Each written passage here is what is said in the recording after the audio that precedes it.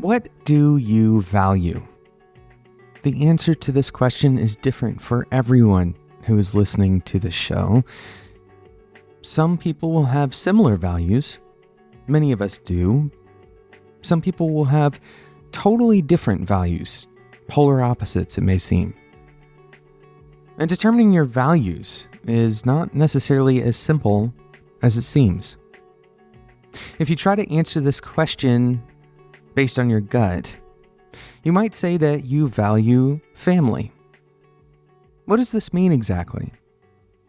Do you value simply having a family? Or are you expressing something deeper, that you act on behalf of that family? Your values typically are the things that you're willing to, in one way or another, make a trade-off for. It doesn't necessarily have to be a difficult sacrifice. For example, many people value having great friendships, and to have those great friendships, they may sacrifice not having great friendships. It seems like the more enjoyable option to follow that value. But typically, the values that actually define us, the values that are unique from another person, that are not really universally shared or largely shared by a big number of people that you know, these values are often more difficult to discern. And not only are they more difficult to discern, but usually they require different decision making than someone who wouldn't hold that value.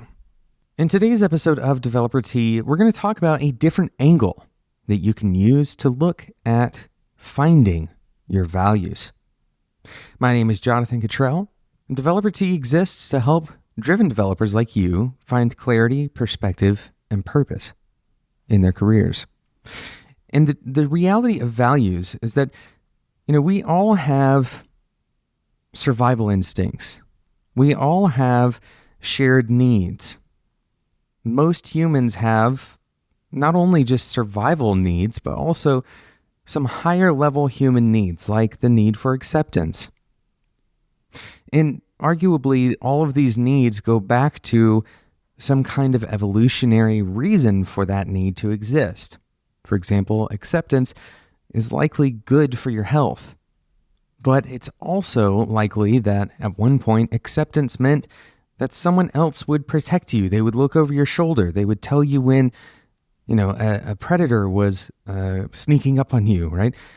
So there are a lot of needs that we all share because they've kept us going as a race. But we're not all the same. We all have different reasons for doing the things that we do. And wherever these reasons come from, whether it's our upbringing or maybe something in our DNA, our surroundings, or maybe it's something that we don't totally understand yet, that we can't put a label on necessarily. These are the things that define us and make us unique from each other. And we have to inspect our own values if we want to really work from them, if we want to make decisions based on those values. And this can be really helpful. If you make decisions based on your values, not only are you likely to make decisions that you don't regret, for example, but you're also making more intentional decisions rather than accidental decisions or impulsive decisions. As we've talked about plenty of times on the show before, we don't often agree with ourselves. In other words, we have a lot of warring and conflicting ideas in our heads about what we should do in a given moment or in a long-term scenario. This is why we ask others for advice. It's also why we have to make resolutions to change our habits. There are things that we say that we want, or that we kind of slow down and we can write out who we want to be or how we want to be. And then there's our actual actions. And we have to actually do that first part, understanding who it is that we want to be, the kinds of things that we want to do with our lives, with the time that we have. And if we don't have those things figured out, then often we can make decisions blindly. We'll walk down the path of that decision just to realize that we didn't really want to make that decision in the first place. But finding your values isn't as simple as asking yourself, what do I like? Values and preferences are not the same thing. And in today's episode, I'm going to provide a different lens, maybe an inversion, that can help you find your values in a little bit of a different way. Before we do that, I'm going to talk about today's sponsor, Discover.bot. Discover.bot is an online community for bot creators. It's designed to serve as a platform-agnostic digital space for bot developers and enthusiasts of all skill levels to learn from one another, share their stories, and move the conversation about bots forward together. Discover.bot is built by Amazon Registry Services Incorporated, so Amazon's very serious about bots. Hopefully you knew that by now. They regularly publish how-to guides on the latest bot building resources. So, for example, how to design a bot's personality or how to stop shopping cart abandonment with your bot.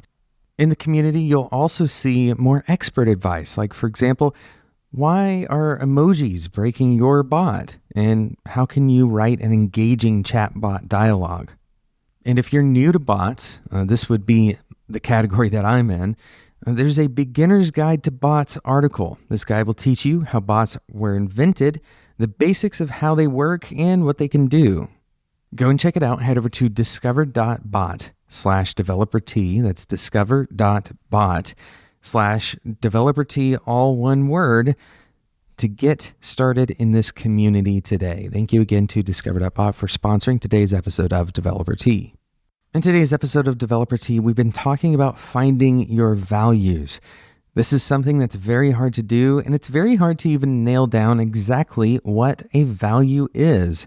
So you kind of have to have a working definition to really have a conversation about it. In today's episode, we said that values are kind of the things that make you unique. It's not just a preference, and it's not something that is shared by, most of humans. Like, for example, having a value that is your family is probably not something that you can, really strongly wrap your decisions around.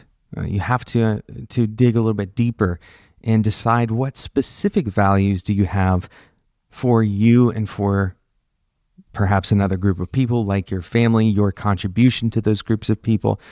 So it's difficult to dig this up because they aren't just printed in our brain somewhere. A lot of what we have to do is observe the past, observe our own behaviors, our own feelings and emotions, and this can be really difficult to do. Reflecting on events that have occurred in the past is difficult to do because we don't have a perfect record of it. Our memory is spotty. Often we fill in details that weren't necessarily even there to begin with.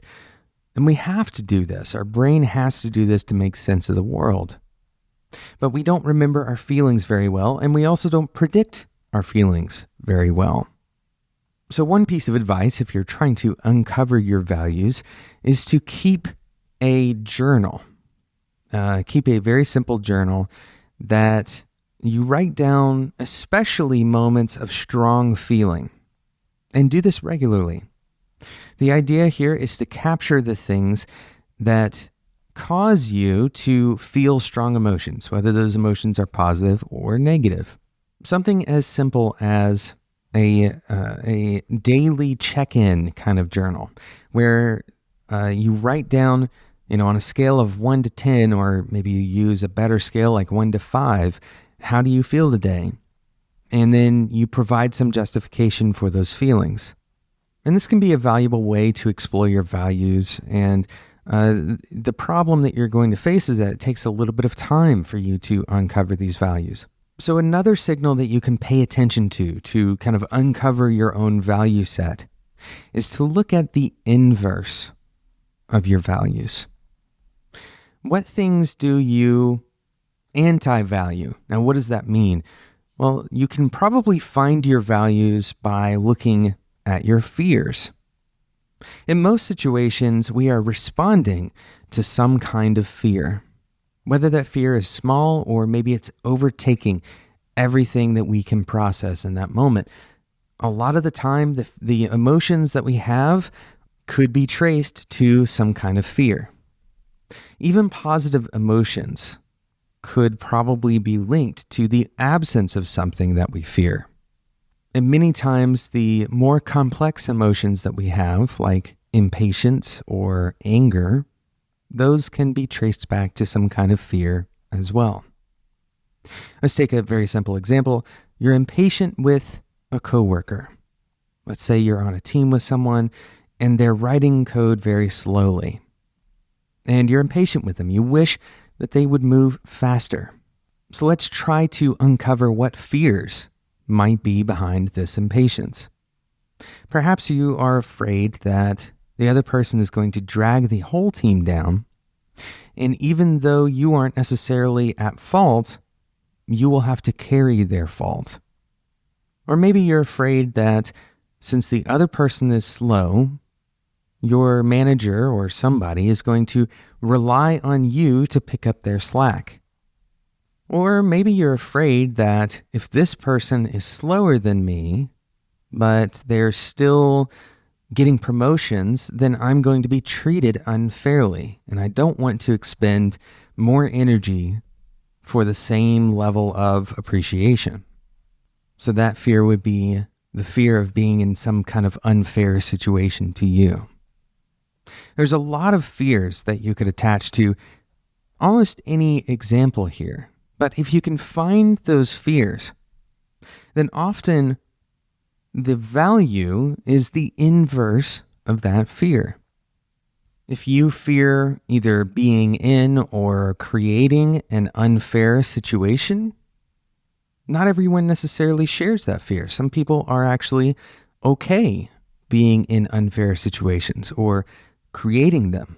But if unfair situations in general make you very uncomfortable, you fear them, you avoid them, you want to create the opposite of that, then perhaps one of your values is equanimity. Maybe the value is justice, or maybe you want balance or transparency. There's a lot of values here that could be on the other side of that fear. If you have a very strong fear of not being liked by your colleagues, again, this is something that many people have, but many people don't. Perhaps one of your values is harmony with the people that you work with. If you have a fear of being seen as lazy, and maybe that's driving you to work very hard, then maybe your value is effort. Not that you are overworking, that's not necessarily your value, but you want others to see you as a dependable, hardworking person. So there's a whole host of these values that you can uncover by inspecting, by being aware of not just the things that you like and appreciate, but the things that you fear. And often our fear is more expressive. So I encourage you to dig these up for yourself. Try to figure out, for example, your ideal scenario. What are some of the characteristics of your ideal scenario? Some of these are going to be hard to predict. So use previous scenarios and aspects of those that you liked.